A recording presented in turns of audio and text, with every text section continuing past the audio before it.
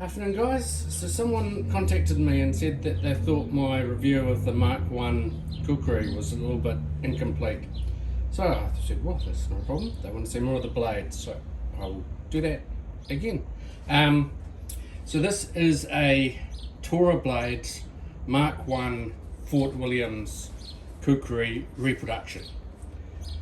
This blade originally was produced from about 1903 to 1915, issued out to about 1917, and it's unique in that it was the first time the British Army had actually issued the Gurkhas with their own blade, and normally they brought their own with them, and they were all different shapes and sizes, because in Nepal every sort of little village has a kami or a blacksmith who makes their own version, and the people who are selected for the Gurkhas who actually get into the past all the selection process just brought their knives with them, and didn't like it on the parade field that everyone had a different knife, so they decided that they would make a standard one and issue it to them.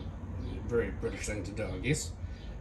You've got a force that brings its own fire, weapons, and then you change them and give them all something standard.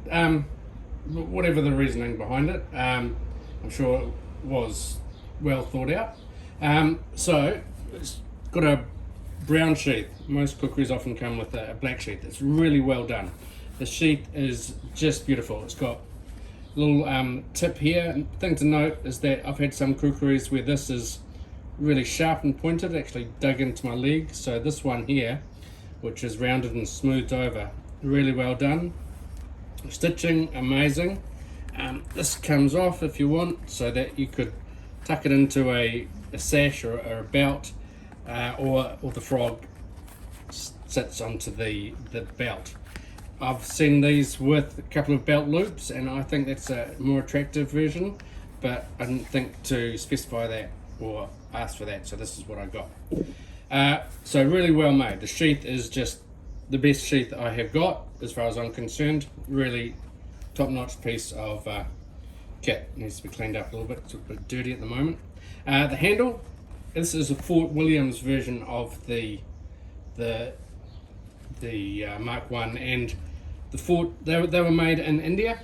About 4 or 5 different places made them. Nepal didn't have the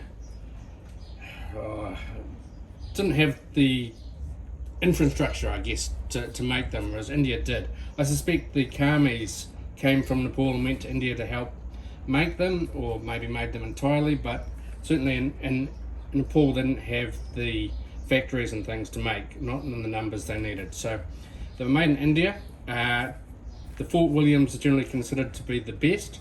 Whether the Kami was the best or whether the manufacturing process was just better, I don't know. But certainly the Fort Williams is the most desired model, and this of course is just a reproduction, not the genuine thing. What's kind of interesting about this one is that it has a sunken nut. So you can see there, it's got a stick tang or a reduced tang. It goes all the way up, but then it's threaded, and the handle is drilled in such a way that a reducing nut can be put in there, screwed off, and then ground off flat. It's a really well thought out method, based on, I believe, what the bayonets at the time were done. And if the handle for some reason snapped, like the wood came apart, you could undo the bolt, the nut at the end, and you could make another handle and stick it on. But out of all the different sorts of handles, I think this is the most well thought out method of attaching the handle, and it's not traditional. This blade is not traditional. It's not really a Nepalese blade in some ways, because it was designed by probably a general. Maybe the Gurkhas helped design it, maybe they didn't, but it's certainly one heck of a weapon and a tool. So here's the blade. Now it looks a bit dirty because I've covered it in a Renaissance wax because I don't want it to rust. And I'll give you some specs because this was more about the blade than anything else. So that it has a blade from the very tip to the base of the spine, 35.5 centimeters. See that? To the actual cutting edge, it's about 32 centimeters. The spine thickness on this, it's a beast. You can see it's almost just under a centimeter thick. I think it's 9 mils, and I really like the way you can see the two facets on it on the camera, so that there's one on this. They're not actually super even, but they're pretty close. And then it's got a taper. It distal tapers right down to the point where it's, just a few mil, about halfway along. It's about half centimeter. So it's got a gradual decreasing down. The blade itself has a fuller ground in here and a very slight hollow ground. Now the mark that they make in it, I don't know if this is unique to the Fort Williams or to the Mark 1 itself, as I don't have any genuine ones, is designed to look a bit like the English crown pattern. So it kind of has this thing which you'll see if you look at the actual crown jewels. It's got this pattern. It kind of looks like a descending thing, but I think it's actually based on the pattern of the jewels. Little notches on the end, they are for hardness testing.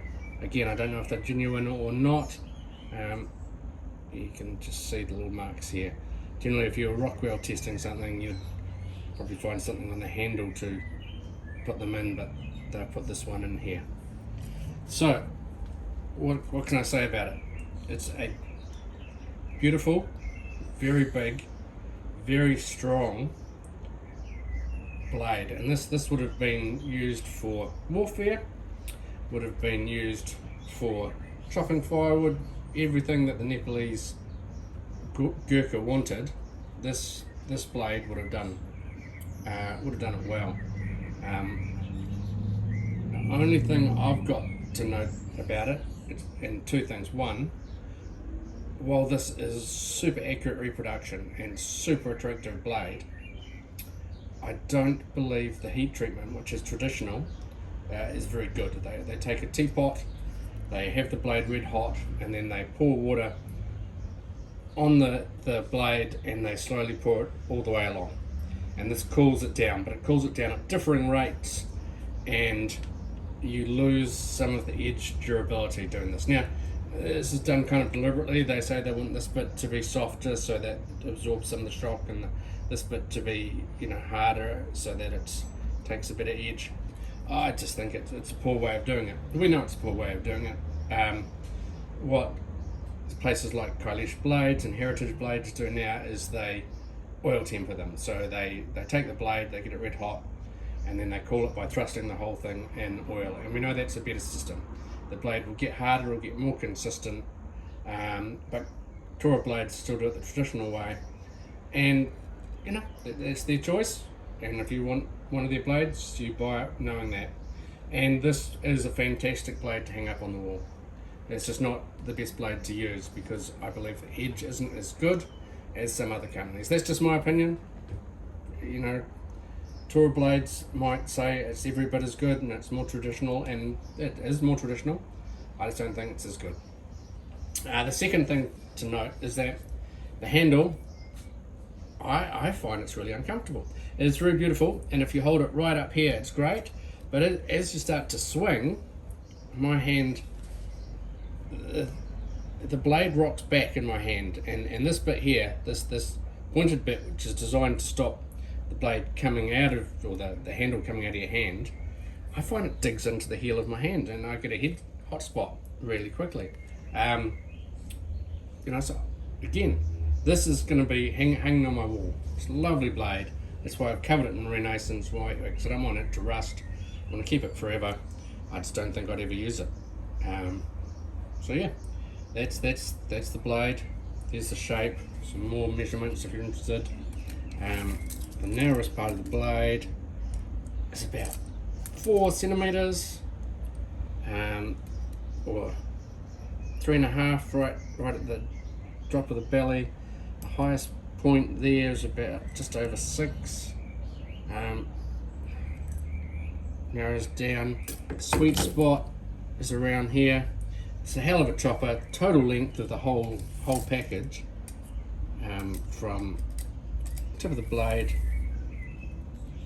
to the end of the handle, is midpoint about 47 centimeters. The handle itself, sorry, the wood part, is about 11.5, and then it's got a little bit of metal up here, which is probably part of the handle, but not really. It's kind of the bit that hides the fact that there was wood in there. 13. So yeah, beautiful blade, heck of a user.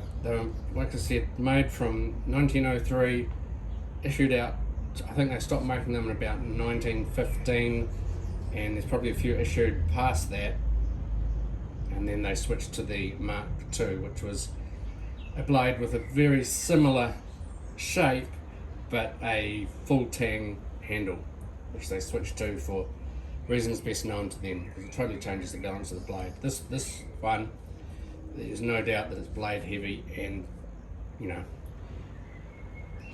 I mean, these guys chopped heads off people, and you can imagine this doing it without any problem whatsoever. Yeah, so hopefully that'll give you more of the idea of the blade of the Mark 1 kukri. Like I said, this is just a reproduction made by Tora blades, Fort William. I love it. Never get rid of it, but I won't use it. Cheers.